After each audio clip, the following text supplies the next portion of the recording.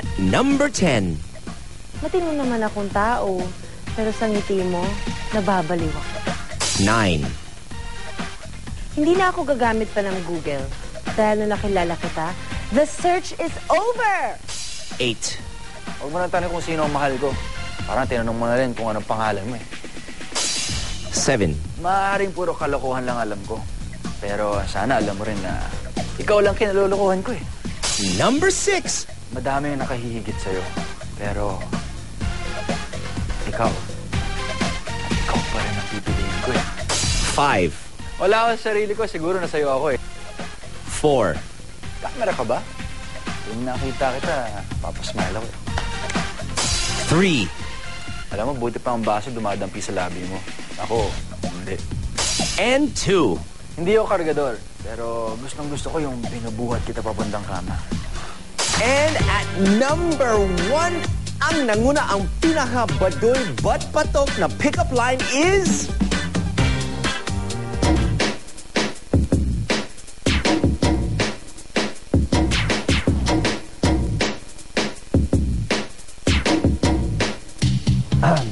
Excuse me, miss.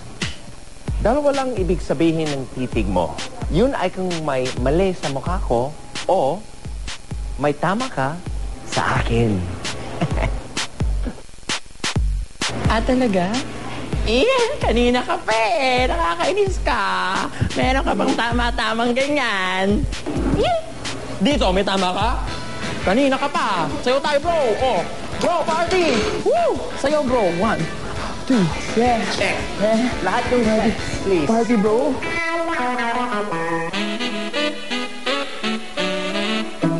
Dalawa lang ang ibig sabihin ng titig mo. Yun kung may mali sa mukha ko o may tama ka sa akin. Okay na ba yan? Nagulat ako sa word yung una, yung titig. Akala ko kasi kung ano yan eh. Ito medyo may dating kasi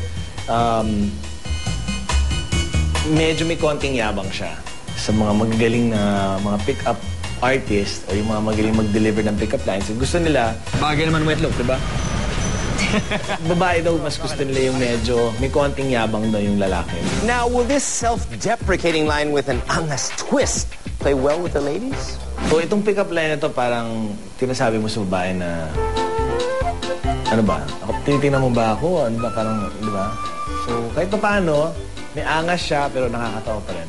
Feeling ko natatakot ako kung ano yung sasagot mo. Baka mamaya talaga totoo yung sinasabi mo na may mali sa mukha ko. Ang siguro lesson learned dito, huwag kang mag-a-assume. Kapag may tumitingin sa'yo, huwag kang mag-a-assume. Magtanong ka muna. Hoy! Ano tinitingin-tingin mo, ha? Wala po. Ano wala? Nakita ko to.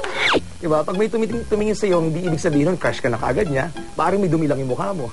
Any tips on how to best deliver this pinakabadoy na pickup line that might actually just work? May mga titig na gusto lang kitang tingnan kasi may gusto akong nakawin sa'yo. May ganun tingin. O gusto kitang tingnan kasi parang nawiwierduhan ako sa lugar ng nunal mo. It doesn't necessarily mean na may gusto ko sa'yo. Dalawa lang ang ibig sabihin ng titig mo. Either may mali sa mukha ko or... May tama ka sa akin. O baka gusto mo tamaan ka sa akin.